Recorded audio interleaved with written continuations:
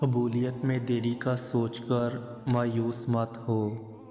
اللہ کی طرف سے یہ دیری تمہارے حق میں کتنی بہتر تھی، یہ وقت ثابت کرے گا۔ کیسے ممکن ہے تم تھک جاؤ اور اب جانتا نہ ہو؟ ان قریب اللہ تمہیں تمہاری دلی خوشیوں سے نوازے گا۔ یقین رکھو، قبولیت کی لمبی مسافتیں لمحوں میں بدل جائیں گی، پھر ایک لمحہ لگے گا اور رب نصیحت بدل دے گا۔ پھر لوگوں کے رویے تمہیں ڈپریشن میں نہیں ڈالیں گے۔ اللہ نے دعا کی توفیق دی ہے تو قبولیت کا تحفہ بھی ضرور دے گا۔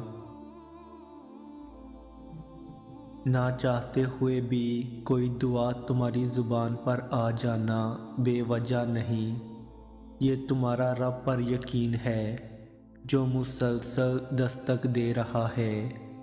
یقین کی یہی دستک قبولیت کی وجہ ثابت ہوگی۔ دعاؤں کی قبولیت کا تعلق یقین سے جڑا ہے۔ جتنا زیادہ یقین ہوگا اتنی جلدی دعائیں قبول ہوں گی۔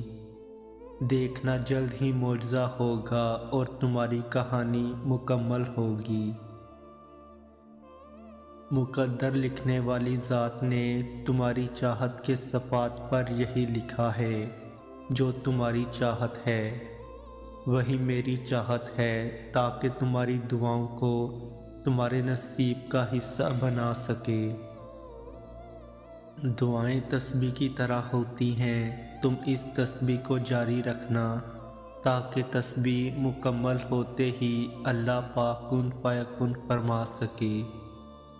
وہ تمہیں تم سے زیادہ چاہتا ہے، اس لیے قبولیت کا وقت بڑھا دیتا ہے تاکہ تمہاری آواز کچھ دیر اور سن سکے۔ مایوس مت ہونا، بس وہ چاہتا ہے کہ تمہیں تمہاری سوچ سے بڑھ کر نواز سکے۔